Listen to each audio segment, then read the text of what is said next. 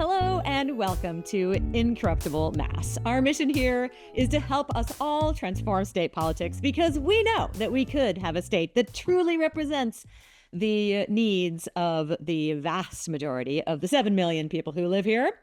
And today, we will be talking about Jeffrey Epstein and what this entire case says about inequality in America. We don't even know what we're going to say. Normally, I'm like, say this and that and this and that, but like we wanted to save it all to be fresh and vibrant for you all to hear the things that we're going to say. And I understand that Jordan also has some shocking revelations. I put some shocking. Not shocking. We'll dive into a Massachusetts tie-in. A Massachusetts tie-in. I like it. It's a good teaser. Before we do any of this, I will have my fantabulous co-hosts introduce themselves today. I will start with Jonathan. Jonathan Cohn, he, him, his, joining from the South End. I've been active in progressive issue and electoral campaigns for a little over a decade. And Jordan. Jordan Berg Powers, he, him, and I have worked in politics for a long time, and I live in Western Massachusetts, and I've lost the plot. I've already lost the plot. I'm like so excited about talking about this. My name is Anna Callahan, she, her, coming at you from Medford, where I am a city councilor, and I love doing work at the local level across the country. Also super excited to do state level stuff, and man, sometimes, once in a while, talking about some national issues is very fun. So today, we are going to talk about Jeffrey Epstein, and you know, this is a guy who managed for decades to get away with horrible, repulsive, illegal, morally, I mean, I don't know, what are the worst words I can come up with? Like, how much worse can you be than the actions of this person and be known by some of the world's most powerful people, and yet nobody turned him in for anything, and he got away with this forever and ever and ever. And we are going to talk today about how unfair that is, how, you know, if you're not wealthy and powerful, you cannot get away with anything at all. This is very, very loosey-goosey today. We did not plan, and I see that Jonathan is ready to jump in. So because I was thinking of, when we first mentioned talking about this, I thought there was an excellent article just earlier this week by David Dan from the American Prospect, with the headline of Jeffrey Epstein as a policy issue, connecting the whole case to the issue of elite impunity that has been really like a defining issue in American politics for several decades now. And that speaks to what you noted, where you have something that was both during the crime being committed, kind of his basically doing like a sex trafficking ring of like basically children, young girls, was widely known, where you had a number of like international elites in politics, business, etc., friends with this guy, and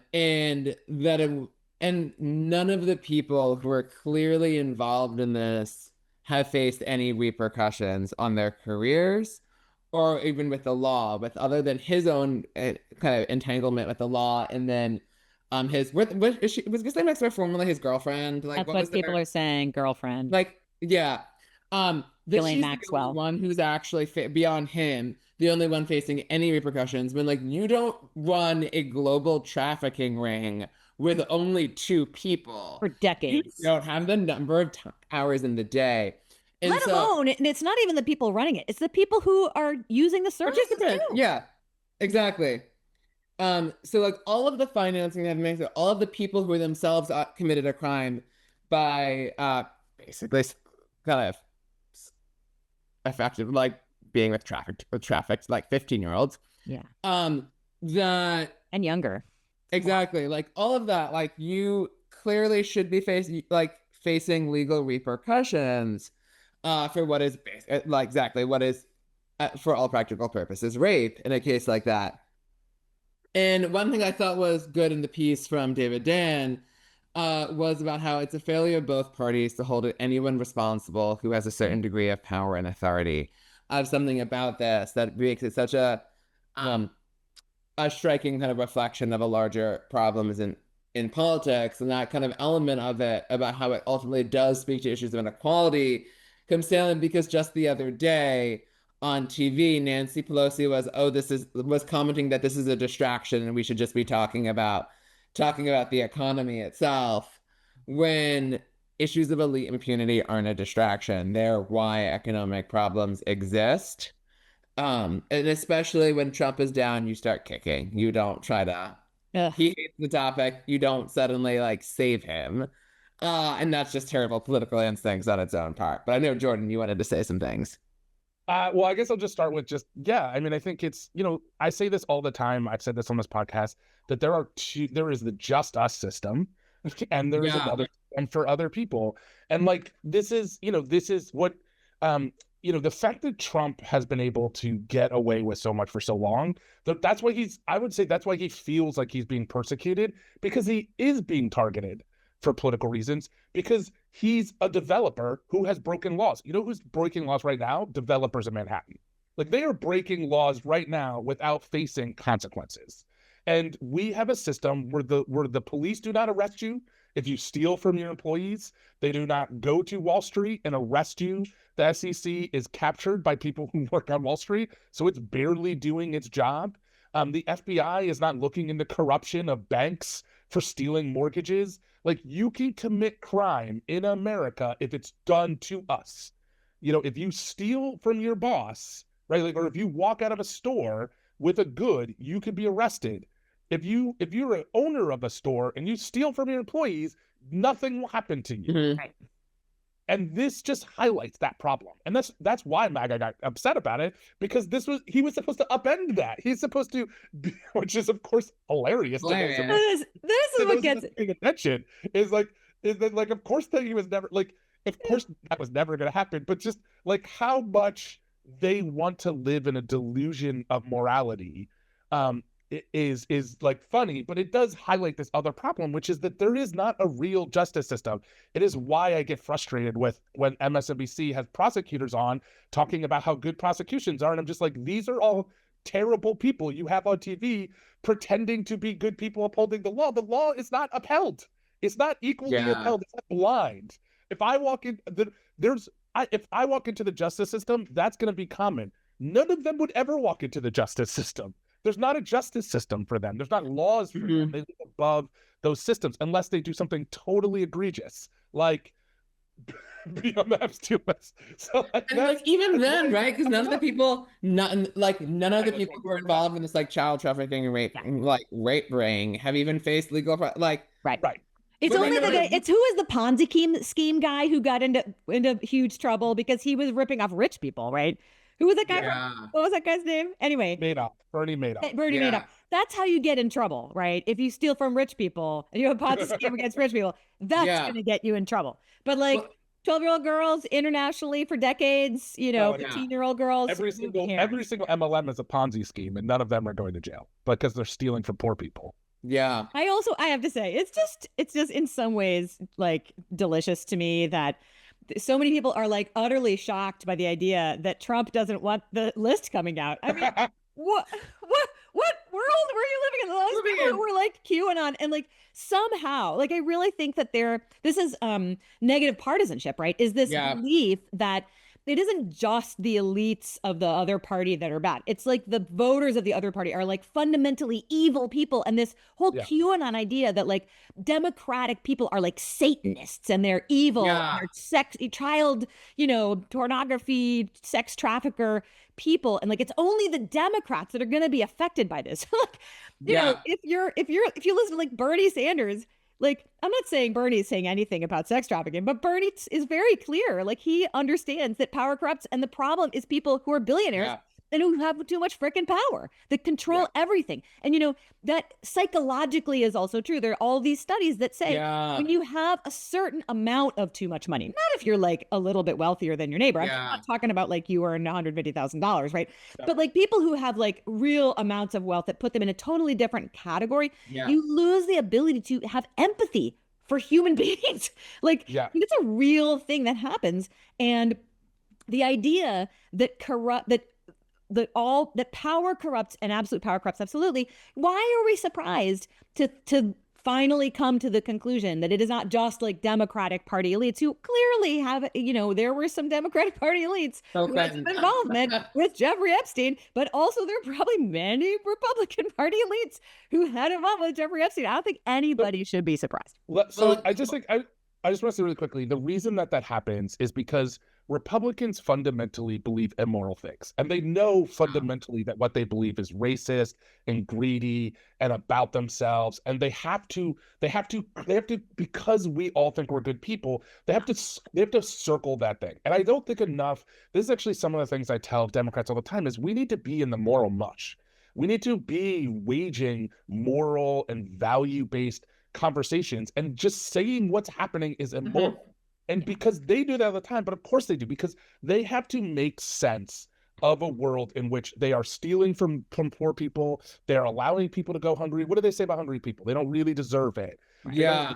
Right? They try to create morality around the fact that they're doing something that their own religion says is evil. Yeah. So that's the reason that this blew up, is that it gives Republicans and MAGA supporters a moral out for their immorality. It says that actually what you don't see with your eyes and your ears is not actually happening. What's actually happening is a secret conspiracy. Right? That's why the conspiracy is so important, because don't believe what you hear, don't believe what you see, don't believe what's actually happening. There's actually this other world that you don't understand that's a conspiracy that shows that we're moral people. And so the fact that the person who they said is going to be the person who brings this up is the thing, is because it's shattering their moral understanding of themselves. And that means that maybe actually they aren't on the moral side of all this. And of course, we all know that the person, like Donald Trump, couldn't be friends with Elon Musk for more than 6 months. Who is friends with Donald Trump for more than 6 months? Jeffrey Epstein had an investment for 10 years. 10 years. People can't be friends with Trump for 10 weeks. 10 minutes. And he's even like, the quote of his of saying how like that Jeffrey Epstein's probably the only person who appreciates beautiful women as much as he does, but he likes them on the younger side. And that like, there's so much there, right? Like Donald Trump. How do you think that guy is your hero? Although the one thing that I think is definitely at play with the kind of MAGA like kind of right wing disgusting kind of internet sphere take on this, some of it reminds me of the line about how anti-Semitism is the socialism of fools, in the sense that like there's clear the people who are on the right wing definitely latch onto this for clear, like they want the conspiracy of global elites to just be like, it's basically an anti-Semitic conspiracy theory, which is nice because they're not willing to grapple with the fact that it is actually capitalist financial. Hello. At this, and because they refuse to grapple, but that's a fundamental systemic nature. Capitalist patriarchal, Exactly. I mean, this is like a sex trafficking ring of girls, as if they're literal property and you can abuse them as much as you want to. So yes. I rarely step in as like, somebody was commenting to me the other day that like, I never step in as like the woman, Yes, as you should. So yeah. I mentioned like, no, and when you view that as part of those systems, whereas that like, that problem is what that it actually is a story of, that they kind of latch on to because of, in some ways, that the only way that you can view Trump as your hero in that is if you've somehow shrouded the story in a bunch of existing prejudices and are fully divorced from any actual reality. It's also hilarious because Trump is acting in every step of the way as though like if you couldn't act guiltier. I know, right? It's amazing. Any one of us is better at this. He's so terrible. Like I love the like Pim Bondi, the list is on my desk. Yes. And like ask later, there's no list. It doesn't exist. And then later it was all made up by Obama. But there is a list. But it's made up. It's like it's like Trump's there is no Epstein list and I'm not on it t-shirt. It's that are answered by the shirt. No, but I love there is no Epstein list and I'm not on it. And if I am on it, I was put on it by Obama. And then it's like, you could like, it makes you wonder, like, what is like, where he's totally convinced that he's on this. Like watching him and like when Pim Bondi got asked about the in one like cabinet, and then he immediately intervenes. So this is say like I just think it's important. So I guess I want to say I have watched a lot of documentaries on Netflix about this, so I know way more about this than I should. And there's arguments about Ghislaine Maxwell's relationship. I don't know. I don't think any of us would know for sure. And also, it's complicated because she both trafficked people and also may or may not have been a victim, depending again on which documentary on Netflix you watch about this. I don't want to make light of it. There are real people who are really harmed, and they have. And if you are interested in it, there are some of them have spoken, and you should hear their words about what happened. Because it's horrible. And there's been some really good documentaries that did some really good investigation into this.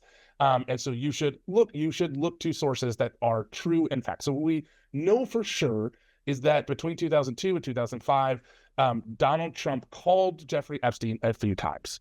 There is like documentation of that. We know that Donald Trump was on Jeffrey Epstein's plane 7 times from Palm Beach to New York City, never to the island that we can secure. Although again, who knows, because we don't have that data, but we do know that that is out there already. And of course, there's video of them partying together. And also there is him saying that we are besties.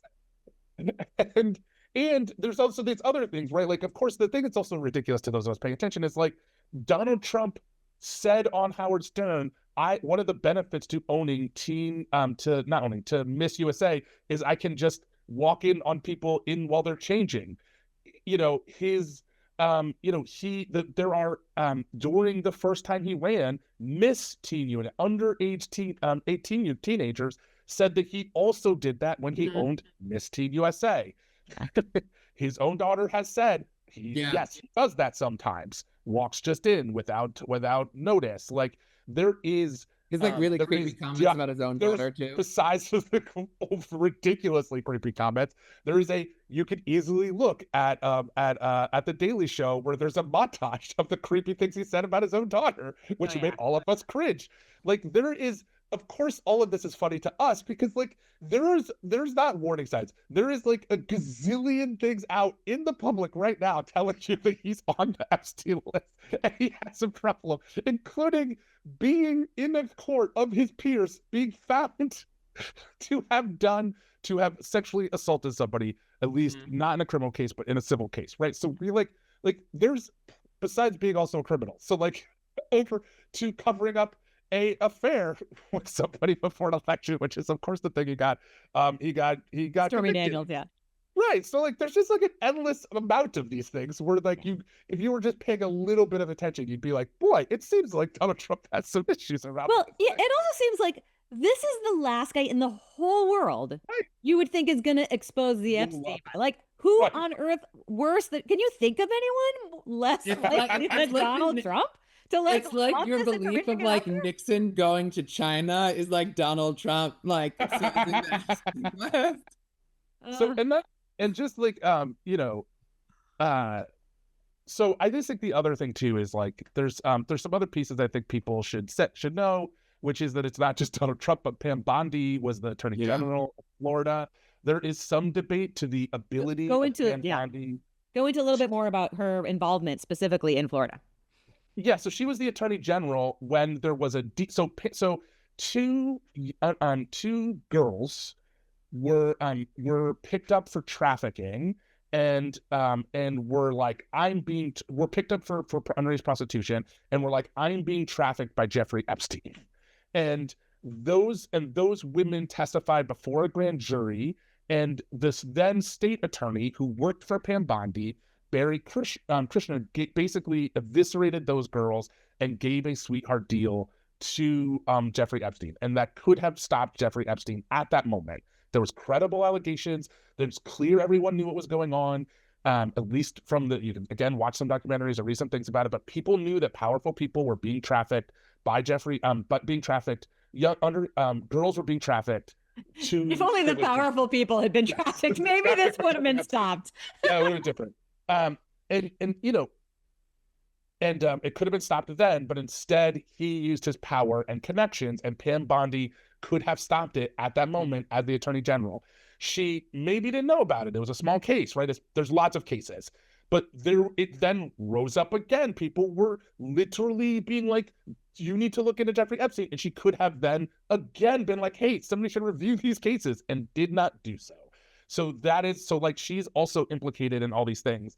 And I just want to say really quickly that I generally think like it's messier than Republicans want it to be. Like there's just a list and then those people are bad people. Like actually it's complicated. Jeffrey Epstein ran a really shady economic hedge fund and then had some money and maybe didn't have money. And there's a lot of entanglement because rich people are all sorts of illegal and do all sorts of terrible things. Yeah. And it's not always sex crimes the way that Republicans just think everybody who they don't like is a pedophile. And so like the reality is that we do need it would be nice to do some investigation and distangling of all of these things that happened. But of course that will never happen because to the earlier point, it's all rich people. Like not every person who's involved themselves with Jeffrey Epstein did terrible things to girls and underage people. But every person probably did something illegal because he was involved in more than one terrible type of illegality and shadiness and all sorts of other things. And to me, that's also part of the problem with a lot of the way it's getting talked about or putting together is that there is this sort of criminality where rich people can just go about pretending laws don't exist and they're not party to them, means that all the people like this are entangled with lots of terrible things all at once. Yeah. They're not And I want to find their lack of morality to just one sphere.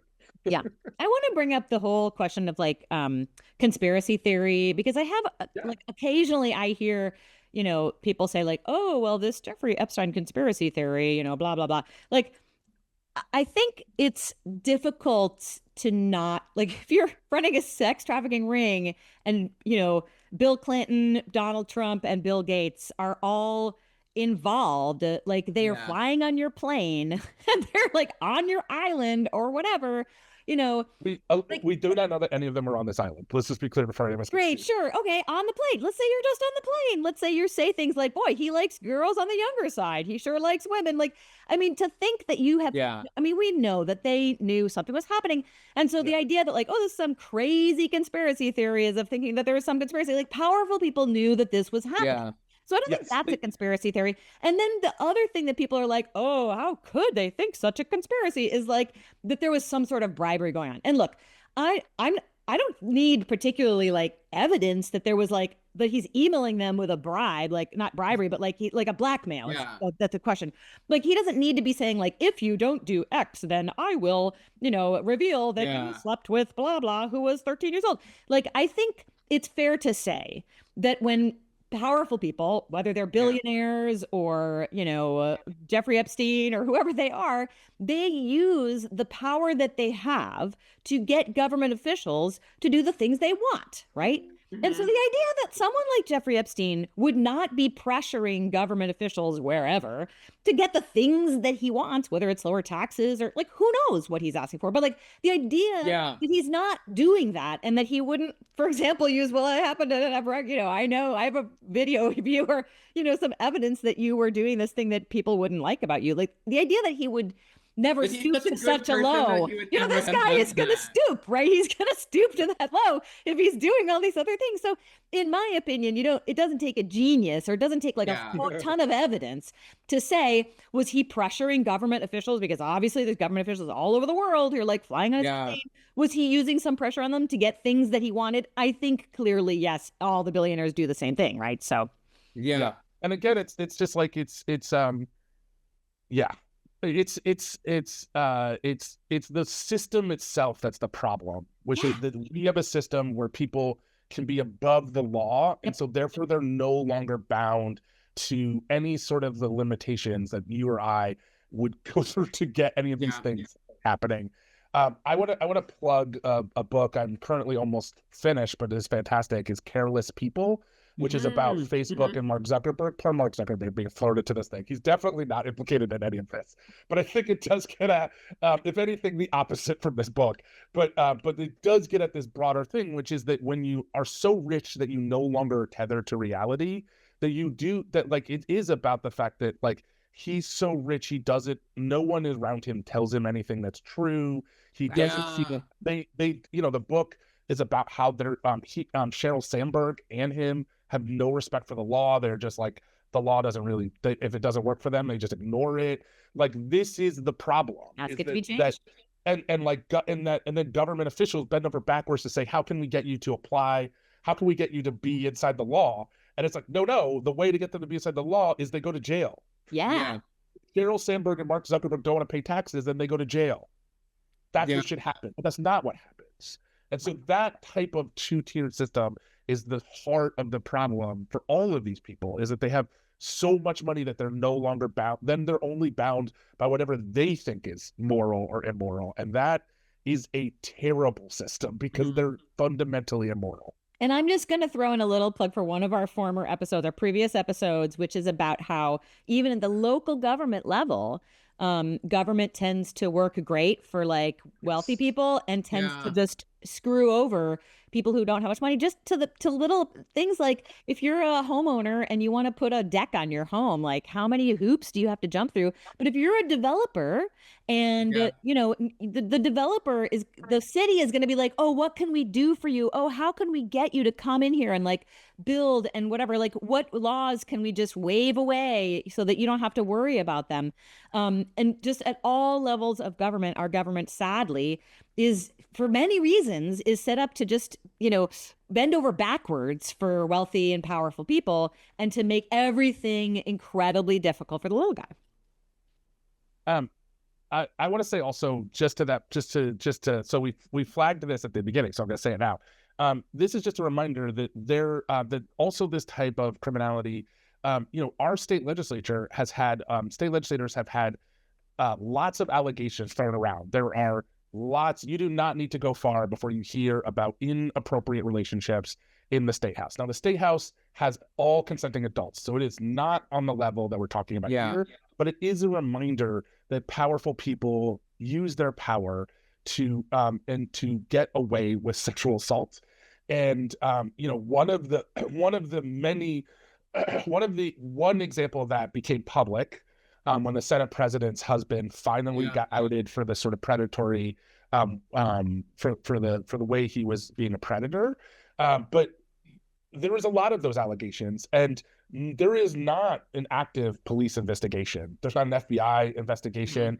The Boston Globe with its spotlight, and I literally got an email from the Boston Globe talking about support independent investigative journalism, and I was like, great, I don't know why I'm getting it from you, Boston Globe, because that's you don't hilarious. Do it. You're you're owned by a billionaire and you don't do any of that, so I don't know when I'm getting this email from you, Fred.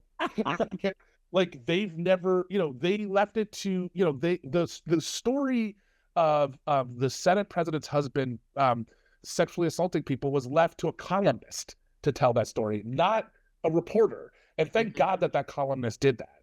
Thank God, because it put to stop real harm that was happening. But like that, what's your investigative reporting for? Like, where is the pressure on our systems to say, hey, all of those allegations that swirl around, are they true?